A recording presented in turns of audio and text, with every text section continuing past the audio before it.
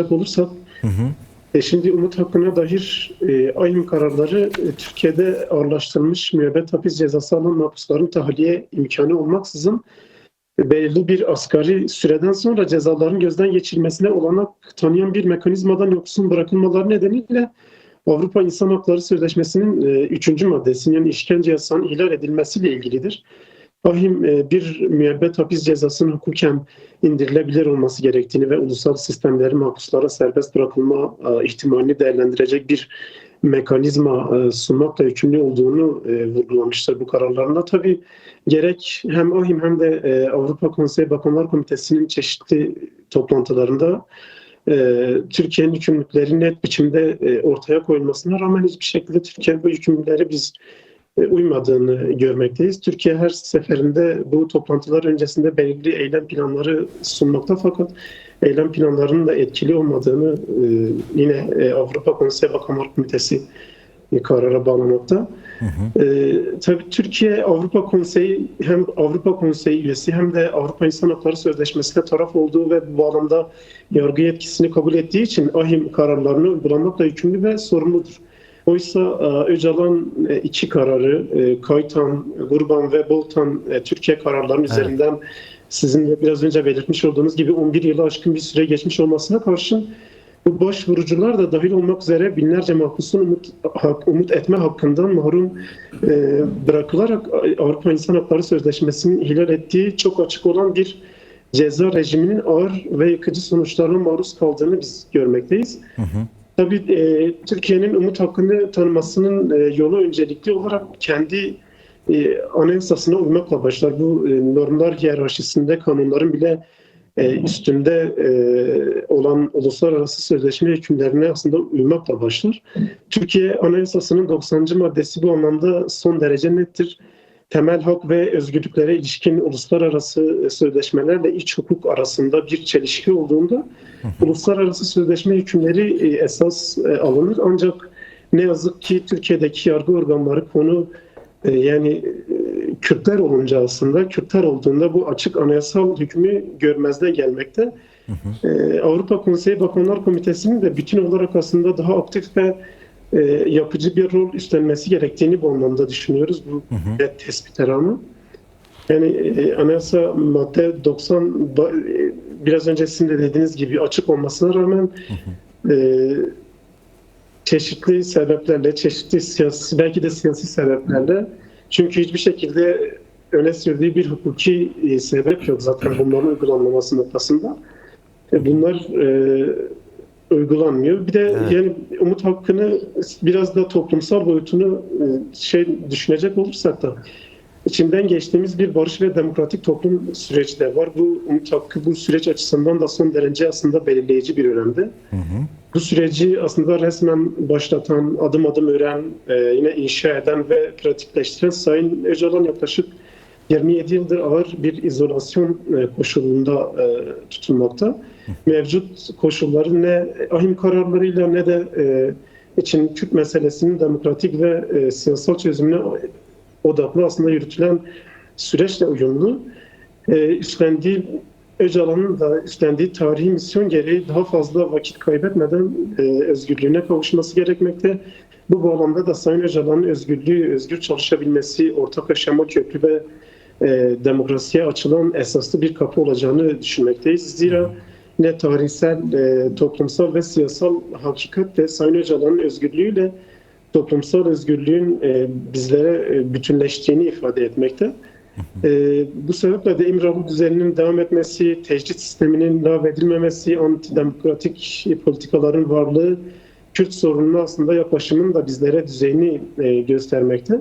Çözüm anlayışının yine bir anlamda derinlik seviyesini ortaya koyar. O nedenle de bu sınırlı bir yaklaşımın istenilen düzeyde de sonuçlar doğurmayacağı bilinmelidir. Yani böylesine İmralı tecrit politikaları Türkiye'deki tüm hapishanelere nasıl yayıldıysa, toplumun tecrit edilmesine, toplumu idare etme, oyalama, yön verme politikalarına nasıl dönüştüyse, İmralı'da hukuk kapısının ardına kadar açılması da toplumun tamamının özgürleşmesine ve büyümesine yol açabilir. Hı hı. Peki, bunun da umut hakkının biz yani bir anlamda derhal uygulanmasından geçeceğini düşünüyoruz. Hı hı. Peki bu bağlamıyla şunu da sormak isterim.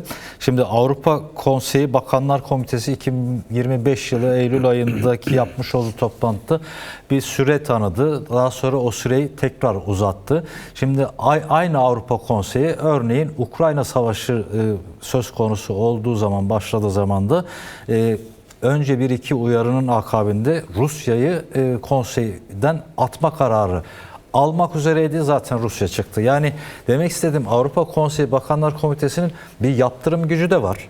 Ama bu 11 yıl, yani 2014'ten bu yana 11 yıldır sürekli ötelenen, sürekli ertelenen, sürekli bu düzenlemeyi yapınız, işte 8 ay sonra tekrar bakacağız diyen Avrupa Bakanlar Konseyi, Avrupa Konseyi Bakanlar Komitesi'nin bu tutumu mevcut şu an Türkiye'deki hukuksuzluğun, anayasaya aykırı uygulamaların desteklenmesi anlamına gelmiyor mu? Yani sözüm ona Avrupa demokrasinin beşiği diye adlandırılır ama yaptıkları, aldıkları kararlarla ve attıkları bu adımlarla bu sürecin, hukuksuz olan sürecin devam etmesini destekledikleri anlamına gelmez mi? Bu konuya dair de yorumunuzu duymak isterim son olarak.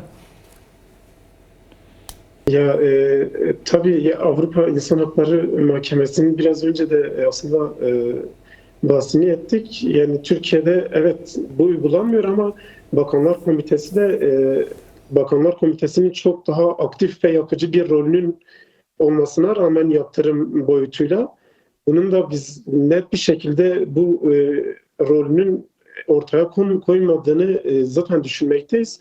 Bunun çeşitli sebepleri siyaseten belki olabilir. Belki Türkiye-Avrupa ilişkilerinden ötürü sebepleri, hatta öyle sebepleri var diye düşünüyorum. Hukuken yani bu yaptırımların önünde hiçbir engel yok. Ama ne yazık ki Avrupa Konseyi, sizin de belirttiğiniz üzere başka dosyalar diyelim, Ukrayna dosyası vesaire diğer dosyalar söz konusu olduğunda yaptığı net yaptırımlar varken ama 11 yıldan beri önündeki dosyayı hala bir karara bağlayamamış olmasının da hukuken açıklanır bir gerekçesinin biz Avrupa Konseyi bazında da olmadığını düşünüyoruz. Yani riyakar ve ikiyüzlü bir tutum oldu. Kediye kedi denir derler ya, yani açık açık söylemek lazım. Değerli Savaş Temel, çok teşekkür ederiz. Eklemek istediğiniz başka bir sözünüz varsa onu da alalım, yoksa bir stüdyoyla devam edeceğiz. Şimdi son olarak aslında şunu ifade etmek isterim. Şimdi köklü değişimlerin yaşandığı bir süreçten geçiyoruz. Barış ve demokratik toplum sürecinden geçiyoruz. Ahim kararlarının hiçbir şekilde gerisine düşmeden tarihi hakikat ayakları üzerine oturtacak eşitlik ve özgürlük temelli adımların atılması, umut hakkı için mecliste yasal değişikliklerin yapılması ve buna paralel Sayın Öcalan'ın fiziki özgürlüğünün sağlanarak toplumla doğrudan iletişim halinde olmasının sağlanması gerekir.